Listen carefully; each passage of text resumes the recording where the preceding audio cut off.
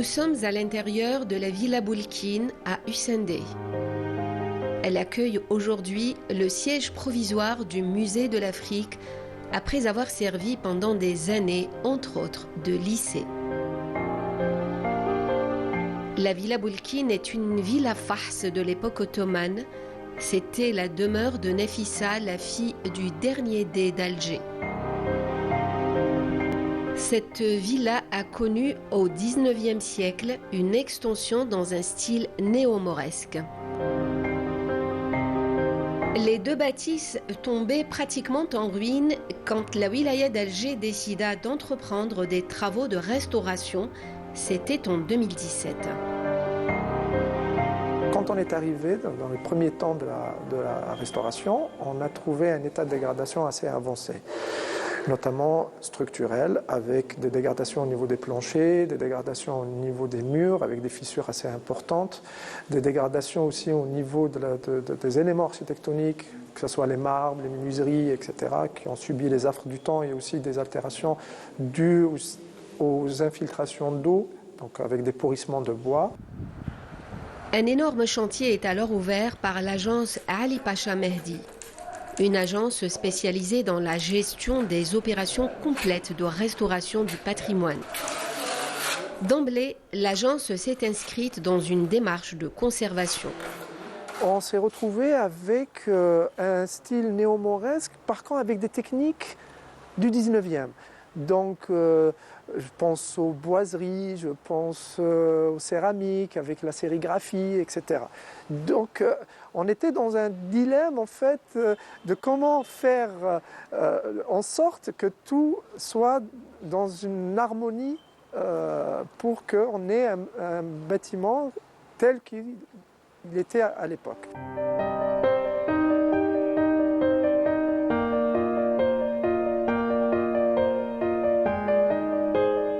Dans un premier temps, on s'est attelé au confortement des structures, au confortement aussi des planchers. Certains ont été refaits à neuf.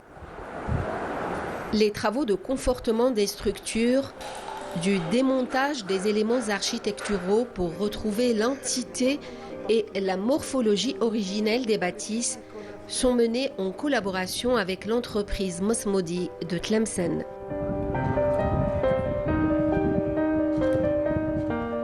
Mehdi Ali Pacha veille au grain. Il est partout, conscient de la responsabilité de la tâche et guidé par la passion du métier. Je suis architecte des monuments et sites protégés, architecte du patrimoine. J'ai été diplômé de l'école d'architecture d'Alger, donc l'EPO, en 2002. Et j'ai poursuivi mes études à l'étranger. J'ai senti ce besoin d'approfondir mes connaissances, notamment sur le patrimoine. C'est un domaine qui me passionnait déjà depuis mon plus jeune âge.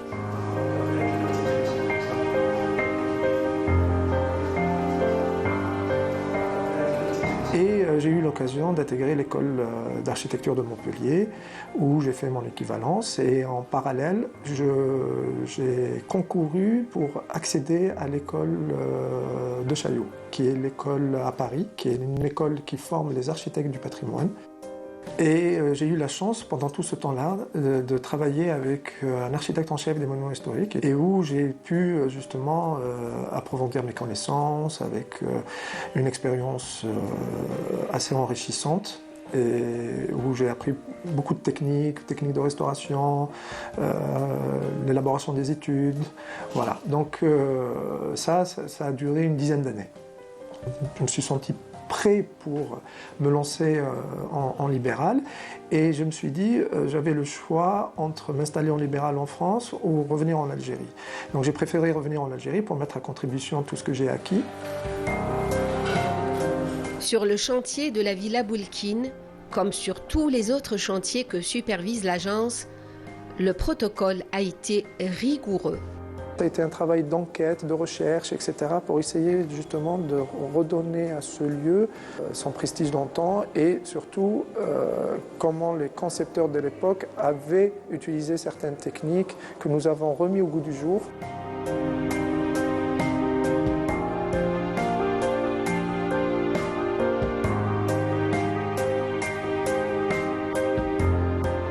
On a pris le parti de rester dans une architecture où on a l'impression de traverser les espaces avec une décoration qui soit la moins traumatisante possible. C'est-à-dire que sur des boiseries qu'on a repris, nous avons repris bien sûr les boiseries telles qu'elles sont identiques, mais nous avons des vitraux aussi contemporains.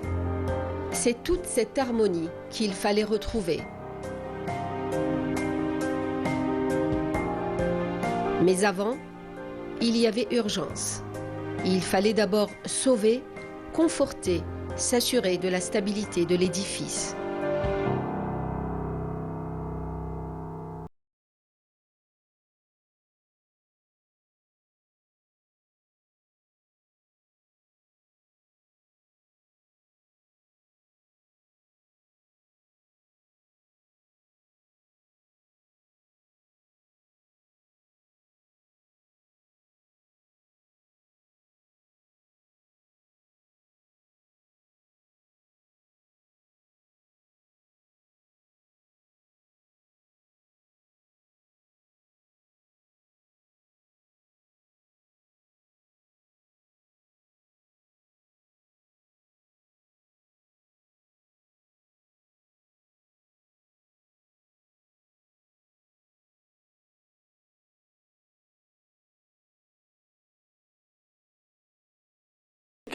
Elle est aussi d'un style architectural unique au niveau de la Casbah, puisque c'est une maison qui, dans sa typologie, dispose de certains espaces qu'on ne retrouve pas dans d'autres maisons, notamment à Hammam, des mkhazen assez importants.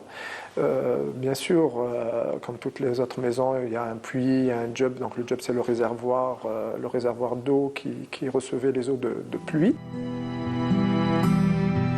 Quand nous sommes arrivés en 2017, nous avons trouvé en fait un état de dégradation assez avancé du cœur d'îlot. Nous nous sommes attelés déjà à renforcer les étaiements qui existaient déjà. Donc nous avons conforté ce qui existait et nous avons renforcé par la suite les structures, donc avec des reprises en sous-œuvre. Ce renforcement, c'est notamment au niveau des murs ourdés en briques de terre cuite et en mortier de terre et de chaux. Donc ces murs étaient complètement désorganisés à cause des infiltrations d'eau, à cause des séismes, en fait des facteurs aggravants. Le fait que ces maisons soient mitoyennes et imbriquées les unes dans les autres a aggravé encore plus les choses. Une particularité de la Casbah, c'est que les maisons sont imbriquées les unes aux autres. Donc elles partagent tantôt des murs, tantôt des planchers. Et donc le fait qu'elles soient imbriquées, bien sûr, quand on a une localisation de dégradation sur une maison, cela peut engendrer des dégâts sur la maison mitoyenne. Quand il y a un effondrement de plancher qui est imbriqué en face ou sur la maison de mitoyenne, bien entendu, quand il y a l'effondrement, c'est tout le pan de mur ou là où le plancher est appuyé qui s'effondre et qui cause des dégâts.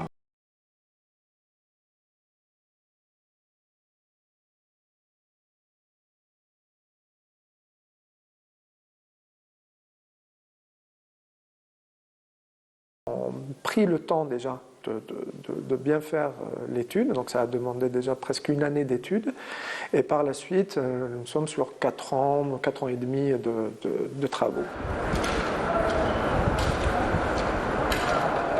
Sur le chantier du palais Hussein D, c'est une véritable fourmilière, chacun à son poste.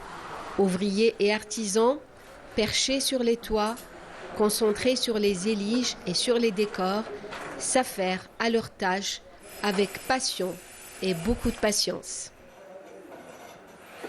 Il y a quelque temps, ce palais s'est dangereusement rapproché de l'état de ruine, frôlant la disparition. La moitié du bâtiment s'était carrément effondrée. Nous avons dû reconstruire en fait les murs porteurs, les planchers. Voilà. Donc tout ça a été fait dans un premier temps, donc tout ce qui est consolidation, confortement de la bâtisse. Il fallait aussi déblayer, récupérer les matériaux, les traces des décors anciens. Même un minuscule fragment de céramique peut nous aider à la compréhension et à essayer de retrouver un revêtement ancien ou comment il était. Donc ça a été fait dans une première étape. Avant de passer à cette première étape et la deuxième étape, celle dite de restauration fine, tout un travail en amont a été effectué.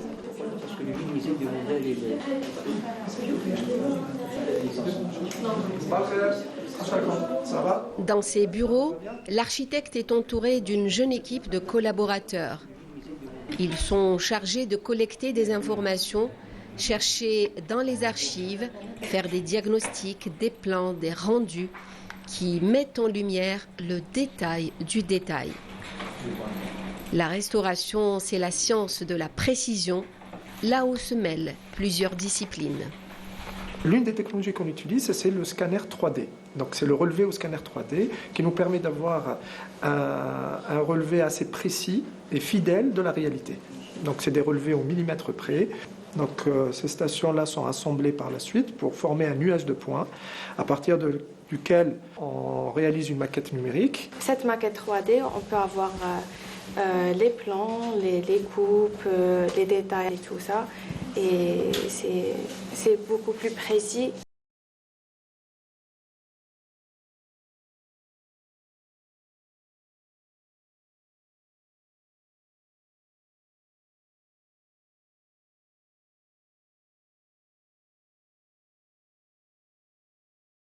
Formation de magistère en patrimoine et pour lesquelles justement j'insiste sur le côté formation puisque ils ont eu une formation théorique et au sein de l'agence nous sommes sur une formation pratique et professionnalisante. Donc c'est pour ça que leur formation elle est journalière, quotidienne, où on les accompagne justement pour leur faire acquérir des connaissances sur les concepts ou les préceptes de la restauration.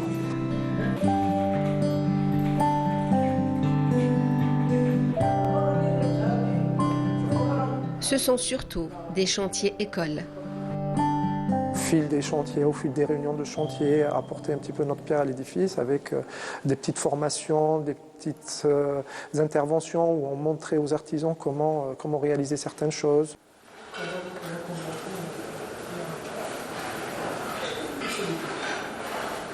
Alors ici, on se situe sur la terrasse de la villa où on a la couverture du patio. Donc cette couverture qui est en plan et dont la technique a été reprise à l'identique de ce qui existait au XIXe siècle. Et avec les artisans de l'entreprise, nous avons pu restituer l'ourlet, etc. Voilà. Donc tout ça a été fait en collaboration avec l'entreprise.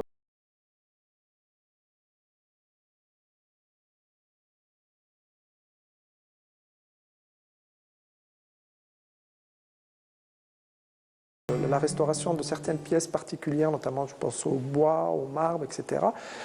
L'entreprise a pris le choix de mettre sur place plusieurs ateliers dans le jardin, puisque la villa s'inscrit dans un jardin de 12 000 m², qui était plus grand et plus important à l'époque ottomane, et qu'on appelait Djenen Belteddey. Ce jardin avait servi d'atelier pour l'entreprise où on a pu restaurer sur place certains éléments sans déplacer ces objets en atelier ailleurs. Donc tout a été fait sur place. Des imprévus peuvent ralentir les travaux qui peuvent révéler aussi de jolis trésors. Lors de la restauration, nous avons découvert certaines dispositions anciennes qui étaient cachées ou dissimulées sous des revêtements en bois ou des revêtements contemporains, notamment un parquet en marqueterie.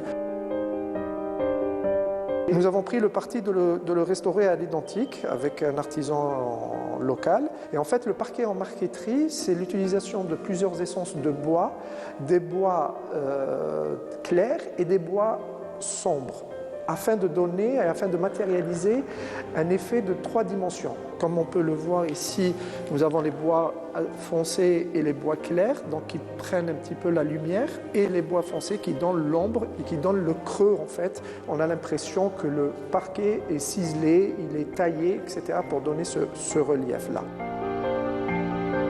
Lorsque nous avons commencé à reprendre les enduits, nous sommes tombés sur un reliquat d'une simèse en décor peint. Et ce décor peint a été réalisé en trompe-l'œil avec un effet de fausse céramique qu'on voit ici avec ce quadrillage carré qu'on retrouve avec un module assez répétitif. Donc nous avons bien sûr sauvegardé et conservé l'ancien décor, bien sûr en le fixant et en restaurant la couche pectorale, et nous avons continué à reproduire le même motif tel qu'il existait, puisque nous avons trouvé certaines zones sporadiques sur l'ensemble de la pièce qui nous a permis un petit peu de tracer cette simèse et de retrouver l'ensemble de son décor. Chaque pièce a son décor particulier, qu'il s'agit de décor peint, de décor de plafond ou de sol. Au niveau des 4 maisons de la Casbah, et après les gros travaux de confortement, la restauration des boiseries, des céramiques, des marbres et des décors peints a été un énorme chantier. Nous avons fait appel à des artisans, que ce soit des artisans locaux de la Casbah, en fait, qui travaillent déjà, qui ont des petits ateliers au niveau de la Casbah, ou des artisans qui sont sur le territoire national. Donc nous avons rassemblé tout ce savoir-faire au niveau de ce chantier pour justement arriver sur un résultat qui soit des plus convenables. Sur les restaurations des décors peints, ces décors peints, nous les avons mis au jour à travers la restauration, donc qui n'étaient pas visibles quand nous sommes arrivés. C'est lors de décapage, de certains travaux qu'on a mis au jour ces décors peints et pour lesquels des artisans sont intervenus pour justement restaurer suivant les techniques anciennes.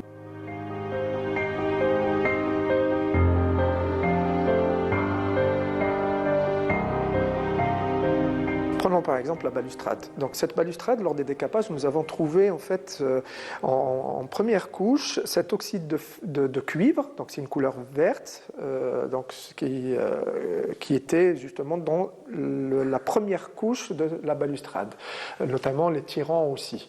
Par ailleurs, nous avons aussi trouvé au niveau des écoinçants les couleurs bleues. L'une des particularités des maisons de la Casbah, ce sont aussi ces planchers en bois de genevrier de Arar, un bois très résistant qui conditionne en fait la largeur des pièces.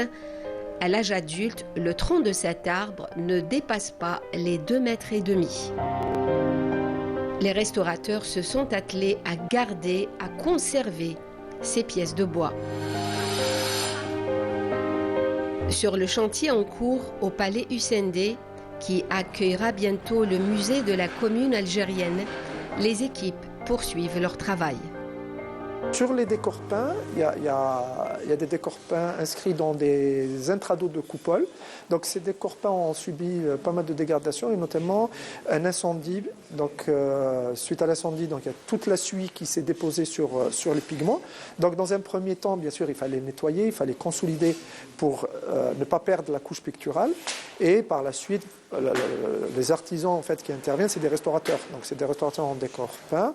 Les motifs, les canaux, tout ce qui était pratiquement مغطي. حوسنا على les tons et les couleurs. Après, on a recherché, on a fixé les couleurs et les tons. Et après, on a reconstitué tous les modèles, les ballons. On redémarre avec une troisième étape, qui est l'habillement. On utilise toujours des pigments naturels. Sid Ahmed Adjaoud jouit d'une expérience certaine. J'ai cette passion, alors je cherche toujours. Il faut lire toujours. C'est le mot qu'il me dit, mon cher papa. Il faut lire, il faut lire, il faut lire. Et j'ai fait des expériences dans l'atelier et dans les chantiers.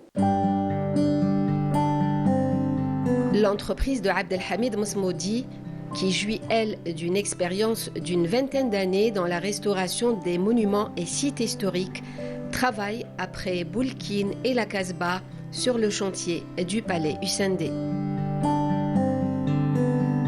Ça fait déjà 2 ans, on est presque arrivé à la fin. Et nous avons plusieurs équipes spécialisées dans la restauration du bois, la restauration de l'ancien céramique, la restauration du marbre, la restauration du tuf. On est en train de former. La formation, c'est le fer de lance des restaurateurs du patrimoine. Il y a des efforts qui sont actuellement, il y a des efforts qui sont en train d'être menés, notamment sur la formation professionnelle, avec l'instauration récemment de la filière réhabilitation, donc qui va englober, je pense, à l'avenir même la filière restauration. Donc ça, le résultat, on l'aura dans quelques années. En attendant, le travail se poursuit, la formation se fait au jour le jour et de nombreux projets de restauration se préparent. Nous avons par exemple le palais Menzah à la Casbah, donc, qui sera destiné à accueillir la maison des artistes. Nous avons le palais Dar Souf qui est à la Casbah aussi, Dar Sadaqa qui est à côté de Kchawa. Donc ça, c'est des opérations en étude, donc bientôt seront lancés les chantiers. Aussi, nous avons la mosquée à Et Braham, c'est dans la commune de Mchadallah, la wilaya de Bouria. Donc c'est une des plus anciennes mosquées de la période ottomane. Les jeunes architectes qui travaillent sous la supervision de Mehdi Ali Pacha sont très occupés. Je travaille sur le palais El Menzah à la Casbah. C'est en cours de restauration pour que ça devienne une maison d'artistes, pour que ça accueille des activités créatives, artistiques, etc. Donc nous, on est en train de faire le relevé, le diagnostic. Nous avons partagé le travail en partie. Donc par exemple, ma collègue s'est occupée par rapport au relevé au niveau des coupes, les plans, etc. Un de nos camarades, Lias, s'est occupé de tout ce qui est menuiserie, etc. Et moi, je me suis occupé de la partie calpinage, donc tout ce qui est revêtement muraux, revêtement du sol, en céramique, en ciment, en dalle de sol, etc. Je travaille actuellement sur la mosquée de Sol Rosden à Bouira. C'est une mosquée ottomane. On a commencé par le relevé, et puis on a fait le diagnostic, et au final, on a fait le projet de restauration. Donc on a terminé les études, voilà. Le chantier va commencer dans une année, mais Lilia, fraîchement diplômée, éprouve déjà une grande satisfaction. Ça m'a fait trop bien de voir le résultat de notre travail, parce que ça nous a pris du temps de faire cette restauration. Et franchement, ça m'a plu le résultat, voilà, de restaurer une mosquée à Sol Rosden et tout. Voilà, parce que pour moi, le patrimoine, c'est la mémoire. Et la société, elle a besoin de cette mémoire. Avant chaque, je pense, intervention, il faut bien lire l'histoire de ce bâtiment. Il faut découvrir comment a été construit, comment la première vision de poser cette architecture pour bien intervenir sur le site. Du coup, il faut bien comprendre le bâtiment avant d'intervenir. C'est quand même très gratifiant de prendre des petits fragments d'histoire qui sont cachés dans des éléments patrimoniaux et de les numériser, de les reprendre et de pouvoir garder d'une façon permanente le projet, de pouvoir le restaurer, de restaurer une mémoire tout simplement. Des jeunes architectes qui ont des rêves plein la tête. Les petites maisons de la Casbah, celles qu'on oublie souvent, c'est les maisons des petites familles qui tombent, j'imagine que c'est ça que je rêverais de restaurer, c'est vraiment les petites maisons, pas les grands projets ou les grands monuments, mais plutôt les petits projets avec une mémoire particulière, des personnes particulières. À la Casbah, comme à Hussein D pour la Villa Boulkine, des mois, des années durant, les équipes d'architectes, d'artisans étaient mobilisées au chevet de ces bâtisses en péril. Pari gagné, elles ont été sauvées.